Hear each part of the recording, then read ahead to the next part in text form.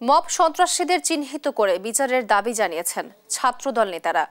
গুপ্ত সংগঠনের মাধ্যমে যারা দেশের নৈরাজ্য ও নানা অপপ্রচার চালাচ্ছে তাদের প্রকাশ্যে আসার আহ্বানও জানান তারা। মব সৃষ্টির অপচেষ্টা শিক্ষা প্রতিষ্ঠানের সুষ্ঠু পরিবেশ বিনষ্ট করা এবং সারা দেশে আইন শৃঙ্খলা অবনতির প্রতিবাদে সোমবার বিক্ষোভ মিছিল করে ছাত্রদল। নয়াপল্টনে বিএনপির কেন্দ্রীয় কার্যালয় থেকে বের হয়ে মিছিলটি কাকরাইল নাইটাঙ্গেল ঘুরে শাহবাগে গিয়ে শেষ হয়। সে সময় রাজনৈতিক উদ্দেশ্যে ছাত্রদল ও বিএনপির নামে অপপ্রচারে চালানো হচ্ছে বলে অভিযোগ করেন ছাত্রদলের কেন্দ্রীয় নেতারা।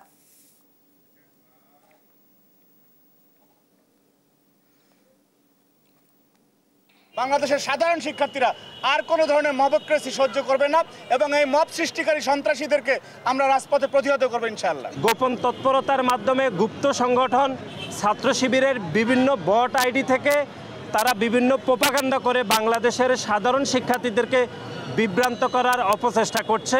আগামীতে এই যারা মব তৈরি করবে সাধারণ শিক্ষার্থীদের তা প্রতিরোধ গড়ে তুলবে সেই আহ্বান জানিয়ে এবং তাদেরকে চিহ্নিত করে আগামীতে তাদেরকে বিচারের আওতায় নিয়ে আসতে হবে।